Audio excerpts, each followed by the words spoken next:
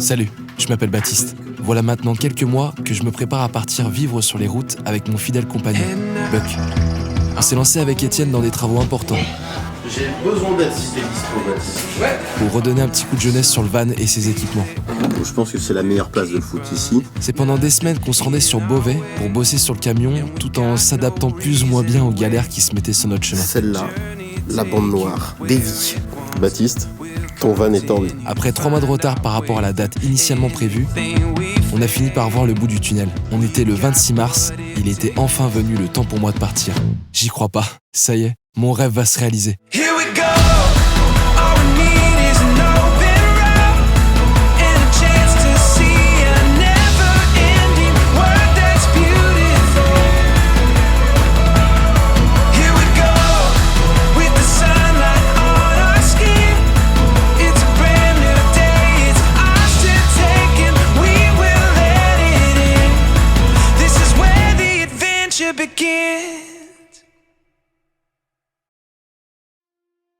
C'est donc avec une joie et excitation immense que je prenais la route avec mon tout beau camion. Mon premier et court arrêt se faisait à Châteaudun, où je devais y retrouver mon père pour lui dire au revoir, mais aussi pour réaliser une vidéo publicitaire pour l'une des salles de sport qu'il tient. Écoute mon chéri, je te souhaite de belles rencontres, de t'en mettre plein les yeux, plein la vue. Je te recommande d'ouvrir les yeux, d'écouter, d'entendre, de ressentir les autres, ressentir toi-même et d'en profiter un maximum parce que c'est un beau voyage qui s'annonce et voilà, j'ai pas envie de te dire avant tout enjoy and take care. Merci Pa. Merci beaucoup. Je prenais la route pour ma première grosse destination, Champs-Rousse.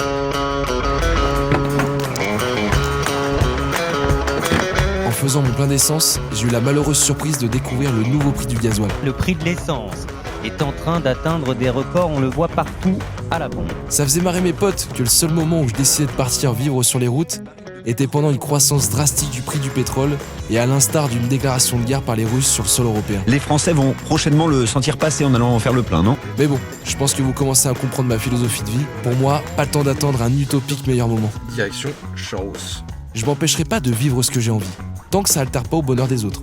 Et d'ailleurs, mes bonnes capacités à m'adapter à chaque situation m'ont permis de trouver une solution pour diviser mes coûts de trajet. Le covoiturage. En plus d'être une solution économique, ça me permettrait de faire des rencontres. Je peux vous dire que ça n'a pas manqué. Et ça, dès mon tout premier voyage. J'ai rencontré Catherine, une ancienne voyageuse nomade qui se rendait sur Grenoble depuis Châteaudun. Le hasard faisait qu'elle avait beaucoup voyagé en van aménagé, notamment en Afrique où elle a traversé la moitié du continent à l'âge de 20 ans. Moi du coup, au bout de 6 mois en Afrique, revenir à Paris, ça doit faire bizarre. Ça a été une super rencontre. On n'a pas vu le temps passer. La configuration du van faisait qu'il était difficile de discuter avec les 2 autres passagers à l'arrière. Mais bon, vu le confort, ils avaient pas l'air de s'ennuyer. C'est quand même du haut standing ce que je propose. Prise électrique, télévision, console de jeu, cuisine, douche, toilette. Bref, tout y est pour passer un bon voyage. Le seul inconvénient du van, c'est qu'on dépasse pas les 110 km/h, pour des raisons de consommation et de préservation du moteur. Le voyage peut donc paraître un peu long, surtout quand on prend pas les péages. Et c'est ce que j'ai tenté sur ce premier trajet. 8 heures pour un Orléans-Grenoble. Ouais, je sais, c'est très long. Bon, l'avantage, c'est qu'en pleine campagne, manger et faire le plein coûte beaucoup moins cher. Quoi qu'il en soit, j'avais des passagers super sympas, et tout s'est super bien passé. Arrivé à 20h, près de 12 heures après mon départ de Châteaudun, il était venu le temps pour Buck d'affronter à mes côtés sa première montée en montagne. Bon, je suis en 3ème, je suis à 45-50. J'ai pris un élan en bas. Pour l'instant, j'arrive à maintenir plutôt ma vitesse en 3ème. Là, je suis plutôt content, j'avance vite. Et surprise, c'est en seulement 45 minutes, en 3ème, que je suis parvenu à arriver à Champs-Rousse. Je m'attendais pas à réussir à rouler à 50 km/h en montée. J'avoue avoir été impressionné par le van. Faut dire que l'absence de neige sur les routes m'a bien évité des galères.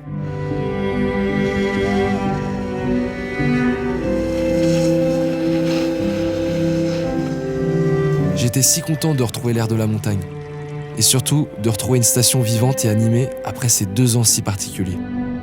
Nouveau coronavirus fait craindre une épidémie mondiale. 3 cas ont été détectés en France. Les services de réanimation sont au bord de la saturation. Nous sommes en guerre. Ouais, parce que je sais pas si c'est nécessaire que je vous le rappelle, mais face au Covid, le gouvernement avait décidé de stopper l'ensemble des remontées mécaniques de France, rendant quasi désert les stations du territoire. Toutes les remontées mécaniques et les équipements collectifs seront fermés au public.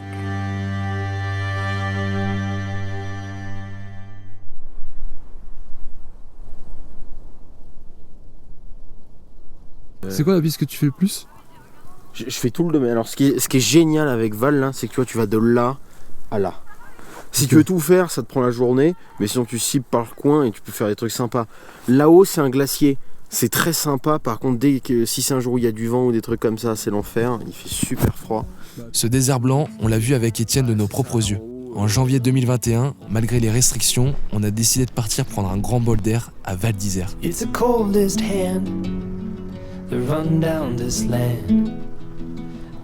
sais pas si mon bonnet est droit parce que je crois que depuis tout à l'heure quand je filme mon bonnet est pas du tout droit. Ça fait grave con.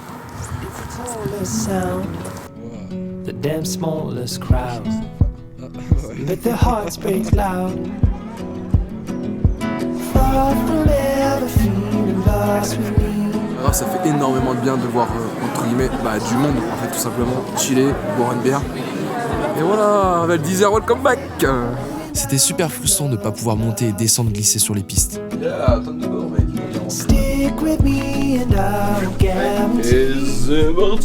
Mais bon, le point positif de cette histoire, c'est qu'on a pu observer une nature au repos à travers une discipline qui nous était encore méconnue, les raquettes. Tu mets tes pieds dedans, puis tu marches. C'est aussi simple que ça? Ouais. Dans mes souvenirs, j'en ai fait il y a 5-6 ans la dernière fois.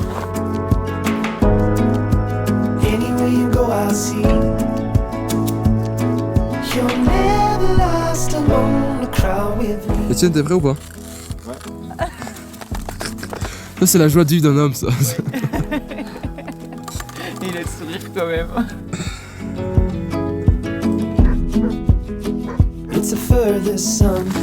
Ça va? À mon rythme, tranquillement. Never lost among the crowd with me. Everywhere you go, I'll be. Anywhere you go, I'll see. Even though you're all in peace, when the trees are shaking off their leaves, you're never lost among the crowd with me. Cette année allait être différente, parce qu'on allait pouvoir descendre les pistes à toute vitesse.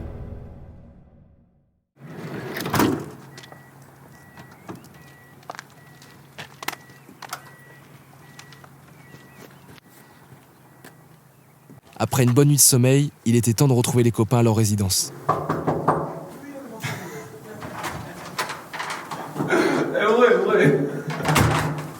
Alors. Ça va? Il se passe quoi là-bas là? Hein? Il se passe quoi là-bas?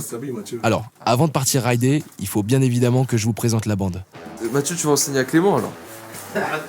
Si on doit procéder dans l'ordre chronologique, j'ai rencontré Mathieu au collège. On était un peu les deux binoclars de la classe. Même si les bonnes capacités sportives de Mathieu le détachaient un peu de ce rôle. Mis côte à côte en classe, on était des vrais clowns. On trouvait toujours quelque chose pour se marrer et partir en fou rire. Ce qui nous amusait le plus, c'est qu'avec notre image d'élève sérieux, on arrivait toujours à faire porter le chapeau de nos bêtises à un autre élève. 4. Je sais, c'est pas très sympa. Mais on était jeunes, et qu'est-ce qu'on se marrait. D'ailleurs, un jour, ce jeu s'est retourné contre moi quand mon prof de maths m'a accusé d'avoir mis de la colle sur sa chaise. Si vous vous posez la question, oui, Mathieu s'est bien marré, mais pas moi. C'est aussi ensemble qu'on a réalisé notre premier court-métrage, suivi de plusieurs projets vidéo pendant tout le lycée. Hello, Cubano. Oh, here's Ernesto. Hey, Ernesto. Et en parlant du lycée, c'est ici que notre binôme s'est agrandi pour accueillir de nouveaux humoristes comme Karim et Clément. Avec d'autres copains que je vous présenterai peut-être un jour, on s'est pas arrêté une seule seconde de s'amuser. Refais. Et ça, pendant les 3 années du lycée. Nos voyages scolaires étaient l'occasion de débrider nos bêtises et de renforcer nos liens.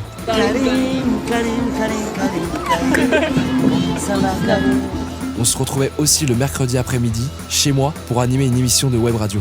Après le lycée, notre noyau dur du groupe, qui se compose aujourd'hui de 6 potes, sommes restés en contact et on continue à passer de bons moments ensemble. Comme cette semaine au ski qui s'annonce pour le moins très amusante. C'est vrai Clément là? Je suis pas mon gars.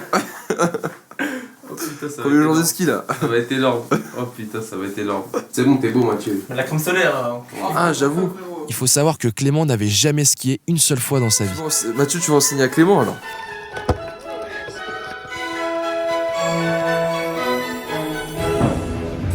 C'est donc en bon pote qu'on s'est transformés tous les trois en mono de ski.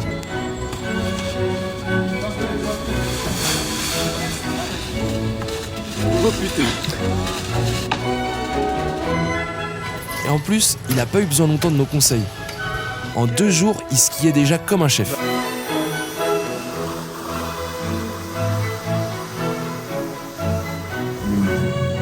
Pardon. Facile. Ah oui, pardon. On hallucinait tous devant sa rapidité à progresser. Yeah, Clément. La classe. Ouais, il a commencé aujourd'hui. Hein. Pour un premier jour, c'est ça de ouf.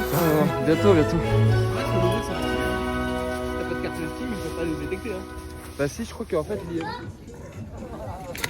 Tous les soirs, on se retrouvait à la résidence pour profiter du sauna et de la piscine avant que je retourne dormir au chaud dans mon van. J'étais impressionné par l'efficacité du chauffage. Les -3 affichés à l'extérieur ne m'empêchaient pas de chauffer à 17 à l'intérieur du van, jusqu'au 8e jour où je suis tombé en panne de batterie un peu tôt le matin. À partir de 6h du matin, donc ce qui est relativement tard, j'ai eu de la chance dans mon malheur. J'ai eu une coupure de courant, tout simplement je n'ai plus de batterie. Ça fait 1 semaine que le van est parqué au même endroit et ne bouge pas, donc les batteries ne peuvent pas se recharger puisqu'il n'y a pas les panneaux solaires, comme je vous l'ai dit dans le live, ce sera qu'à partir du mois de juin. Et bah c'est là où je ressens quand même le manque de panneaux solaires. Mais bon, ça m'a pas empêché de passer une super semaine. On a un ciel dégagé sur tout le territoire, tout va très très bien.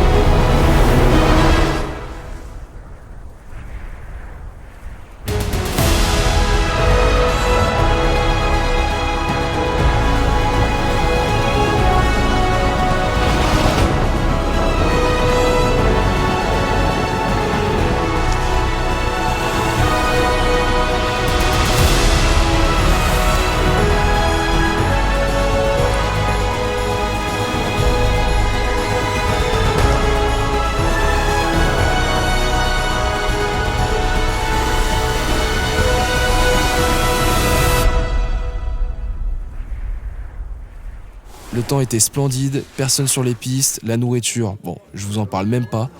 Bref, tout était au top. J'aurais simplement voulu éviter de subir des problèmes digestifs toute la semaine. Mon radical changement de vie me perturbait sur le plan intestinal, provoquant de fortes douleurs d'estomac. Pas facile moralement de se manger 3 feuilles de salade devant ses potes qui se régalent à la fondue savoyarde ou à la raclette. Oui, mais tu bois rien, mec? Moi non, mais à la fin je pense un tequila. La semaine terminée, le dernier resto bien honoré, il était temps pour mes potes de partir. À la prochaine, hein. À la prochaine. À la prochaine. Bon courage. Vas-y, mec. Bonne route, tiens au courant, mec, hein. T'es avancé là. Hein? Allez, arrêtez de chier là. Allez, ciao, bisous.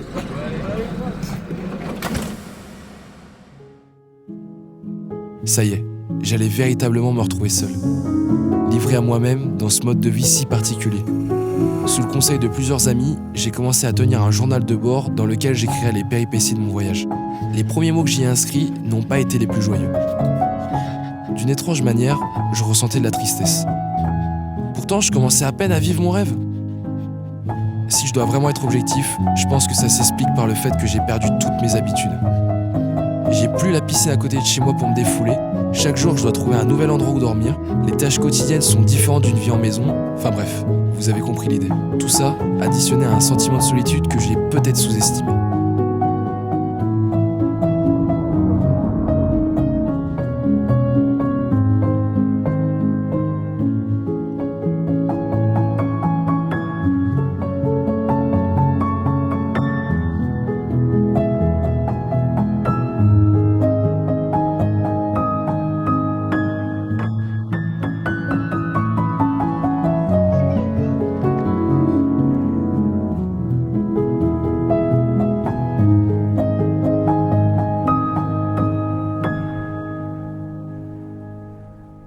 Mais bon, je savais que tout ça était que transitoire. C'était le temps que le corps et l'esprit s'habituent.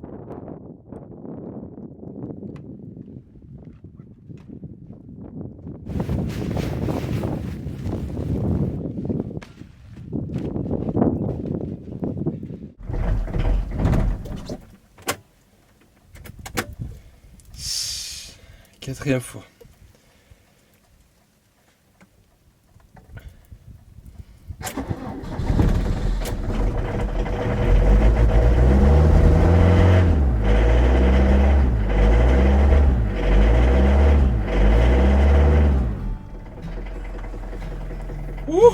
Let's go! Après être resté une bonne semaine supplémentaire à la station pour profiter des derniers jours ensoleillés, il était temps de changer d'environnement et de commencer à me diriger vers Annecy. Avant de partir, il fallait que je passe par la case ravitaillement et vidange, c'est-à-dire vider mes eaux usées, vider ma cassette et remplir ma cuve d'eau. Et ce sont des choses à faire dans des endroits équipés, puisque les eaux grises peuvent vite être très polluantes. C'est donc sous la neige que je m'appliquais à cette tâche hebdomadaire face à des cousins très lointains de Buck. Une fois terminé, je m'aventurais dans la descente montagneuse des Alpes, en m'arrêtant de temps en temps, animé par des idées impulsives de photos à prendre.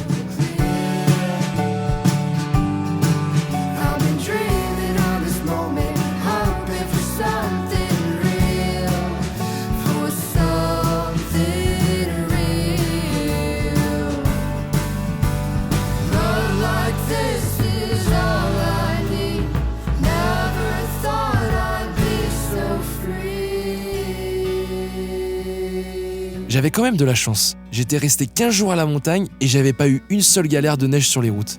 J'avoue, je repartais avec une petite fierté. Enfin bon, ça allait pas durer longtemps.